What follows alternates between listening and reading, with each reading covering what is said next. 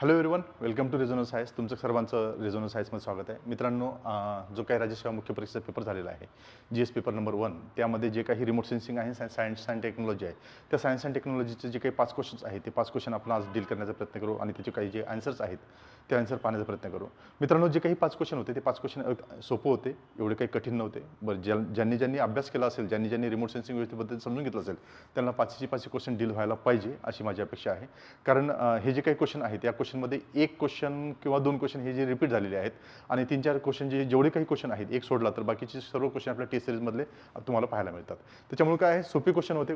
Question deal करण्याला कुठेही problem आला पाहिजे नव्हता, त्याकरता सोपे क्वेश्चन होते. त्याच्यामुळे लक्षात ठेवा, 1 बाय 1 डील करण्याचा प्रयत्न करू. पहिला क्वेश्चन पाहण्याचा प्रयत्न करू. मित्रांनो, पहिला क्वेश्चन हा रिमोट सेन्सिंगवर आहे आणि खूप सोपा क्वेश्चन आहे. रिमोट सेन्सिंगचे क्वेश्चन मित्रांनो लक्षात ठेवा, जर बेसिक व्यवस्थित क्लिअर असेल तर रिमोट सेन्सिंगचे क्वेश्चन हे सहज डील होतात. रिमोट सेन्सिंगचा क्वेश्चनमध्ये हा जो क्वेश्चन आहे, हा क्वेश्चन हा रेडिएशनवर डिपेंड आहे. जर तुम्ही रिमोट सेन्सिंग जर वाचला असेल किंवा रिमोट सेन्सिंग तुम्हाला वाचायचं असेल किंवा तुम्हाला हे जे काही सायन्स अँड टेक्नॉलॉजीचा पोर्शन कव्हर करायचं असेल, तर तुम्हाला पहिली गोष्ट खूप महत्त्वाची ती म्हणजे काय, तुम्हाला रेडिएशन माहिती असणं गरजेचं आहे. हे जे काही सोलर रेडिएशन्स आहेत, ह्या रेडिएशनचं काही इलेक्ट्रोमॅग्नेटिक स्पेक्ट्रम आहे, ते स्पेक्ट्रमच तुम्हाला पाठ पाहिजे, जेणेकरून माहिती आहे का ह्या सर्व गोष्टी तुम्हाला डील होतील. लक्षात ठेवा, क्वेश्चन काय आहे ते क्वेश्चन बघा आणि क्वेश्चन सहज डील होण्यासारखं आहे. Remote sensing, which of the following 3 forms of interaction that can take place when energy strike or incident upon the surface. सदूर संवेदनामध्ये जेव्हा पृष्ठभागावर ऊर्जा पडते किंवा ऊर्जेचा आघात होतो, तेव्हा कोणत्या 3 परस्पर क्रिया घडून येतात? कोणत्या 3 क्रिया घडून येतात? लक्षात ठेवा मित्रांनो, जेव्हा केव्हा, लक्षात ठेवा मी काय म्हणतो, हा सन आहे, ज्या सनच्या ज्या काही रेडिएशन्स आहेत, हे जे काही सूर्यप्रकाश आहे, जेव्हा हा सूर्यप्रकाश जेव्हा पृथ्वीवर पोचतो आहे ना, पृथ्वीवर पोचतो, हा पृथ्वीवर जेव्हा पोचतो तेव्हा त्याचं इंटरॅक्शन विचारलेलं आहे. आपल्याला लक्षात ठेवा मित्रांनो, या रिमोट सेन्सिंगमध्ये एक टॉपिक आहे, energy interact with the atmosphere नावाचा एक टॉपिक आहे. त्या टॉपिकच्या संदर्भात हा क्वेश्चन आहे. Energy interact with the atmosphere या संदर्भातला हा क्वेश्चन आहे. जेव्हा ही एनर्जी इंटरॅक्ट करते ॲटमॉस्फिअरसोबत, जेव्हा ही ॲटमॉस्फिअर, आता ही पृथ्वी आणि सूर्याच्या मधलं जे काही ॲटमॉस्फिअर आहे, या ॲटमॉस्फिअर सोबत जेव्हा ही रेडिएशन्स इंटरॅक्ट करतात, तेव्हा त्याच्यामध्ये काय होते, स्कॅटरिंग होते है ना. एक आहे रिले स्कॅटरिंग, मिस स्कॅटरिंग है ना. हे स्कॅटरिंग याच्या मदतीमधून ही स्कॅटरिंग होते. हे स्कॅटरिंग झाल्यानंतर जेव्हा या स्कॅटरिंगच्या मध्ये न अडता या स्कॅटरिंगला पार करून जेव्हा हे जे काही सर्व रेडिएशन पृथ्वीवर पोहोचतात, पृथ्वीवर पोहोचल्यानंतर जेव्हा केव्हा हे जे काही तिथं ऑब्जेक्ट्स आहेत, जे काही पदार्थ आहेत, जे काही वस्तू आहेत, त्या वस्तूला जेव्हा ह्या रेडिएशन्स, हे जे काही रेडिएशन्स आहेत, ह्या रेडिएशन इंटरॅक्ट होतात, तेव्हा त्या 3 पद्धतीने इंटरॅक्ट होत असतात. ती 3 पद्धती कोणत्या आहेत? एक तर ॲब्झॉर्प्शनच्या माध्यमातून, दुसरं आहे ट्रान्समिशनच्या माध्यमातून आणि तिसरं आहे रिफ्लेक्शनच्या माध्यमातून. 3 पद्धतीने जेव्हा ह्या स्कॅटरिंग झाल्यानंतर जेव्हा केव्हा जे रेडिएशन्स आहेत त्यांच्या फ्रिक्वेन्सीनुसार, त्यांच्या वेव्हलेंथनुसार जेव्हा ते खाली पोहोचतात आणि जेव्हा केव्हा या ऑब्जेक्टवर म्हणजे काय आहे, आता समजा ही बिल्डिंग आहे, या बिल्डिंगवर जेव्हा तेव्हा ते पडतात, तेव्हा काय आहेत ते 3 पद्धतीने याच्यामध्ये काय होतात, याच्यामध्ये इंटरॅक्ट होतात. एक तर आहे, एक लक्षात ठेवा, आता मी तुम्हाला एक्झाम्पल सांगतो. समजा एक रेडिएशन आहे, ही सोलर रेडिएशन आलेली आहे आणि हे एक पान आहे है ना, एक पान आहे. या पानाला ती इंटरॅक्ट होत आहे ना, या पानासोबत इंटरॅक्ट होते, पाण्यावर तो सूर्याचा प्रकाश पडला. आता सूर्याचा प्रकाश पडल्यानंतर 3 गोष्टी होऊ शकतात. एक लक्षात घ्या, एक काय म्हणतो तो अब्झॉर्प्शन. जर या एनर्जीची फ्रिक्वेन्सी किंवा त्याची वेव्हलेंथ जर ॲब्झॉर्ब करण्यालायकची असेल तर ती काय आहे, हा जो काही पान आहे, हे पान त्या जी काही रेडिएशन आहे त्या रेडिएशनला ॲब्झॉर्ब करेल. जर ती एनर्जी किंवा ती वेव्हलेंथ, ती फ्रिक्वेन्सी जास्त असेल तर ही जी काही रेडिएशन आहे, ती रेडिएशन या पानाला ट्रान्समिट करेल, थ्रू आउट द पेनिट्रेट करून खाली चालल्या जाईल.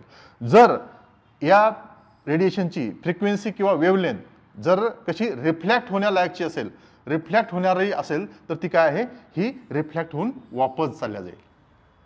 आता या तिन्ही गोष्टीमध्ये काय आहे, जी काही एनर्जी आहे, जी काही सन रेज आहेत, जे काही रेडिएशन्स आहेत, ते रेडिएशन आल्यानंतर हे काही ना काही वेळानंतर ते वापस जाणार आहेत आणि ते वापस गेल्यानंतर कुठे जातात, समजा इथे रिमोट सेन्सिंग सॅटेलाइट आहे, त्या सॅटेलाइटला जाऊन ते सॅटेलाइट कॅप्चर करण्याचा प्रयत्न करतो.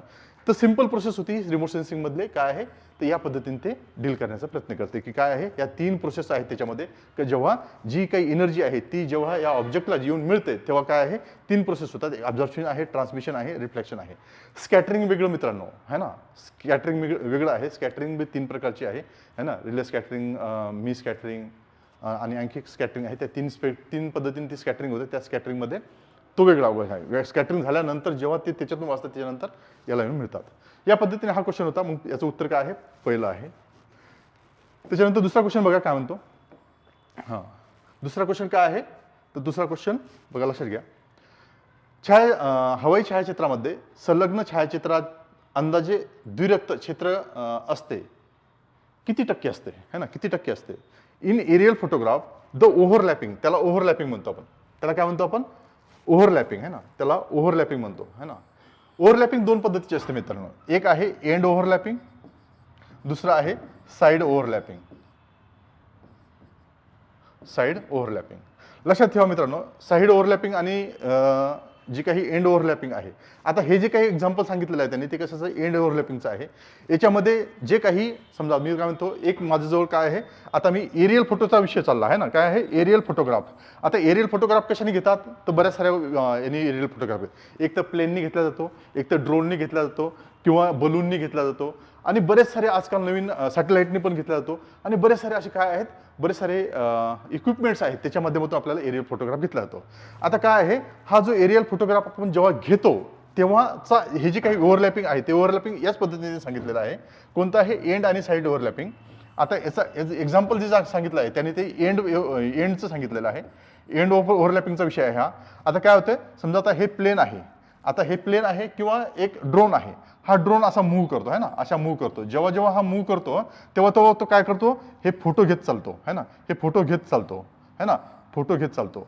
जेव्हा हे फोटो घेत चालतो ना, जेव्हा जेव्हा हे फोटो घेतो है ना, तो काय करतो माहिती आहे का, इथं गेल्यानंतर हा फोटो कॅप्चर केला, याच्यानंतर हा पण एरिया कॅप्चर होतोच त्याच्यामध्ये. या गोष्टीला काय म्हणतात, हा जो एरिया कॅप्चर झालेला आहे याला काय म्हणतात? ओव्हरलॅपिंग म्हणतात. ह्याला काय म्हणतात? ओव्हरलॅपिंग म्हणतात है ना, ही ओव्हरलॅपिंग. आता हे एंड ओव्हरलॅपिंग मध्ये ही किती आहे? हे 60% आहे. एंड ओव्हरलॅपिंग मध्ये किती आहे? 60% आहे. आणि जी साइड ओव्हरलॅपिंग आहे त्या साइड ओव्हरलॅपिंग मध्ये 30% एरिया कव्हर केला जातो. हा जो एरिया आहे साइड मध्ये किती आहे? हा 30% असेल है ना, तो हाचा थोडा कमी असेल. याच्यामध्ये किती आहे? हा 60% असेल.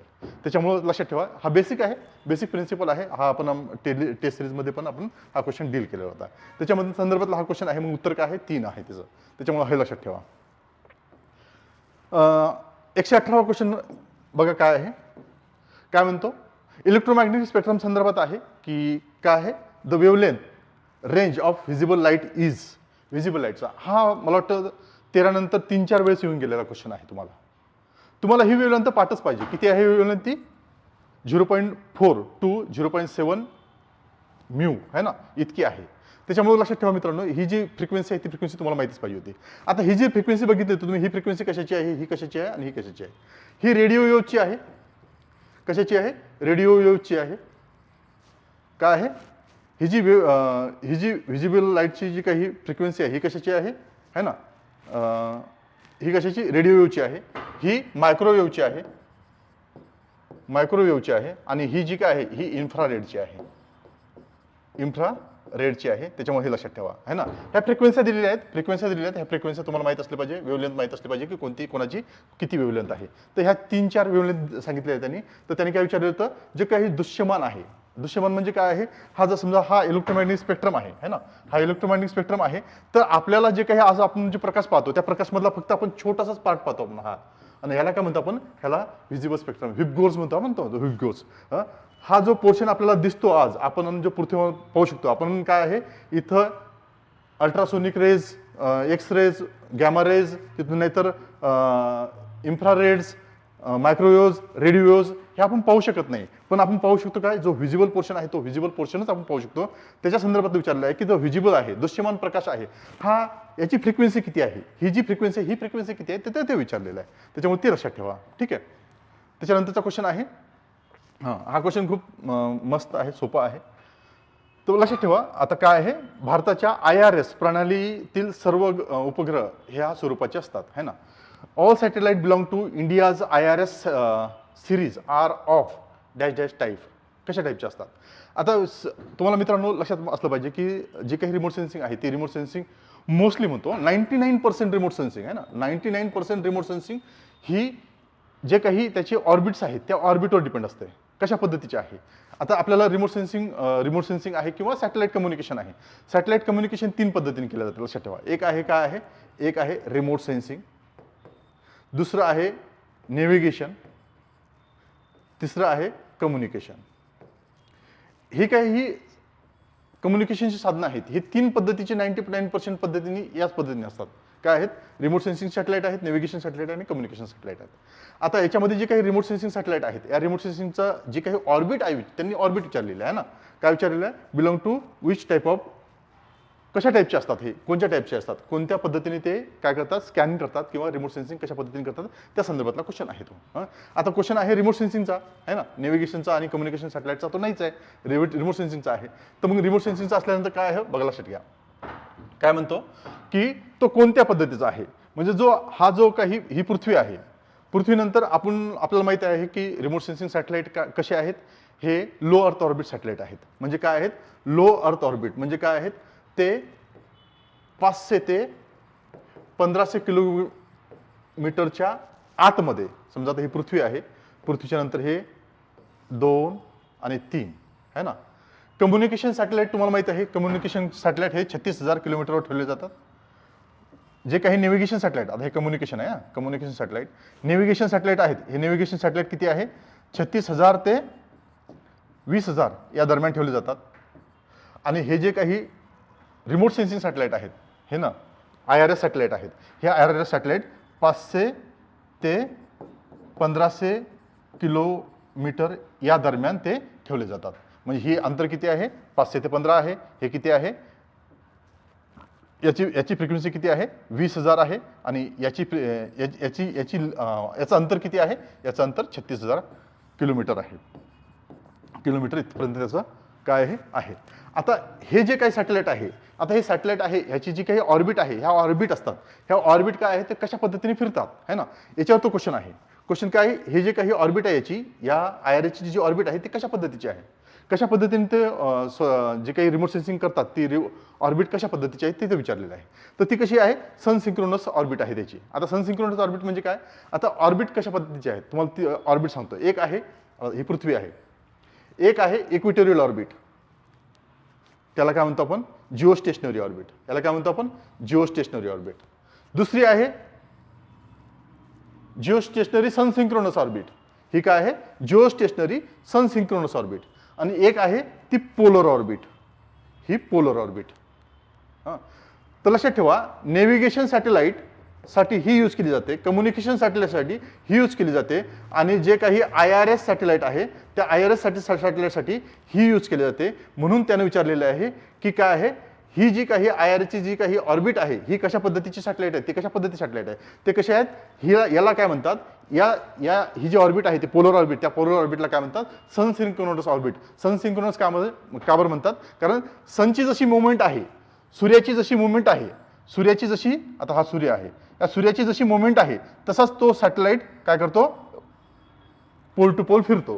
पोल टू पोल कसा? जसा सूर्याची मुवमेंट आहे तसा खाली येईल, खाली आल्यानंतर पुन्हा वर जाईल, वर जाऊन इथं जाईल, येऊन इथं येईल, इथं आल्यानंतर खाली जाईल, खाली झाल्यानंतर वर जाईल. म्हणजे जशी जशी सूर्याची मुवमेंट आहे तसाच तो काय करतो? कॅप्चर करतो. पण कसा आहे? पोल टू पोल फिरतो. हे कसे आहे? वेस्ट टू ईस्ट फिरतात, हे pole to pole, north to south फिरतात.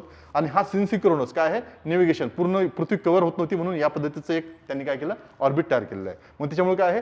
IRS साईट प्रणालीतील सर्व उपग्रह हे कसे आहेत? सन सिंक्रोनस पद्धतीचे आहेत. सन सिंक्रोनस म्हणजे काय?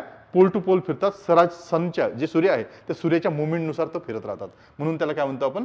सन सिंक्रोनस ऑर्बिट असं, ऑर्बिटल सॅटेलाइट्स असं पण म्हणतो त्याला आपण.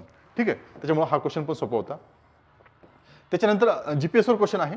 आता GPS क्वेश्चन बघा काय म्हणतो. GPS सिग्नल द्वारे जमिनीवरील स्थान निर्धारित करणे म्हणजे काय है ना. म्हणजे होय काय आहे? GPSच्या माध्यमातून काय आहे, जे काही सिग्नल्स आहेत ते सिग्नल डिटरमाइन करण्यासाठी ग्राउंड पोझिशन काय केलं जातं है ना. आता सिंपल आहे, तुमच्या हातात मोबाईल आहे, मोबाईलवरून तुम्हाला काय करायचं आहे? नागपूर सर्च करायचं आहे ना. आता तुम्हाला काय करायचं आहे? तुम्ही गुगल मॅप खोलला म्हणजे GPS करा आहे ना, गुगल मॅप खोलला आणि तुम्हाला कशाची पोझिशन माहीत पडायची आहे, नागपूरची. तुमच्या अँगलनी नागपूरची पोझिशन कशी आहे. मग तुम्ही काय करणार आहे, दोन गोष्टी आहेत इथं. एक आहे सेंडिंग आणि एक आहे रिसिविंग है ना. एक आहे रिसिविंग, एक सेंडिंग आणि एक रिसिविंग है ना. जेव्हा तुम्ही काय करताय, ती पोझिशन शोधताय, तेव्हा तुम्ही काय करताय, तुम्ही सेंडिंगचं काम करत असता. आणि जेव्हा तुम्हाला ती स्थान निश्चित झाली की तो तिथं आहे, नागपूर तिथं आहे, तेव्हा काय होतं, तो रिसिव्ह झालेला असतो. तुम्हाला जो काही इन्फॉर्मेशन आहे ती इन्फॉर्मेशन झालं, त्याला काय म्हणतो, डाटा रिसिविंग. त्याला काय म्हणतो, जी काही स्थान निश्चिती करतो ना, काय करतो माहिती आहे का, determine ground position. Ground position तुम्हाला कशाची माहित पडायची आहे, तुम्हाला कशाची माहित करायची, तुम्हाला ती नागपूरची करायची. त्याच्यामुळे काय आहे, तुम्हाला एक्झॅक्ट माहित पाहिजे की नागपूर कुठं आहे. त्याच्यामुळे काय आहे, तुम्हाला काय मिळेल, डाटा रिसिव्ह होईल तुमच्या मोबाईलमध्ये आणि तुम्हाला मिळेल की काय आहे तिथे आहे. मग ही ग्राउंड पोझिशन डिटरमाइन करण्यासाठी काय काय तुम्हाला जो डाटा आहे तो डाटा रिसिव्हच करावा लागेल. मग त्याच्या संदर्भातलं क्वेश्चन, याचं उत्तर काय होतं, डाटा रिसिव्हिंग आहे. सॅटेलाइट ऑर्बिट्स तुम्हाला सांगितलं 3 पद्धतीचे ऑर्बिट आहेत है ना. एक पोलर ऑर्बिट, एक जिओ स्टेशनरी ऑर्बिट आणि सनसिंक्रोनस ऑर्बिट मोस्टली यूज केलं जातं. त्याच्यामुळे ते आहे. सॅटेलाइट रेंज किती आहे त्या सॅटेलाइटची, किती किलोमीटरचं आहे, 200 500 किलोमीटर त्याचं आहे. डाटा मेजरमेंट, कशा पद्धतीने डाटा मेजर केला जातो, डिजिटल बाय जे काय आहे ॲनालॉग डाटा जे डिजिटल आहे त्या पद्धतीचं आहे. मग उत्तर काय आहे, 2 आहे, डाटा रिसिव्हिंगचा टाईप आहे. त्याच्यामुळे काय आहे, या पद्धतीचे क्वेश्चन होते, सोपे क्वेश्चन होते, जास्त काही कठीणही नव्हते. त्याच्यामुळं मित्रांनो हे क्वेश्चन पूर्ण तुम्हाला यायला पाहिजे होते. त्याचमुळे हे क्वेश्चन संपलेलं आहे. Thank you so much.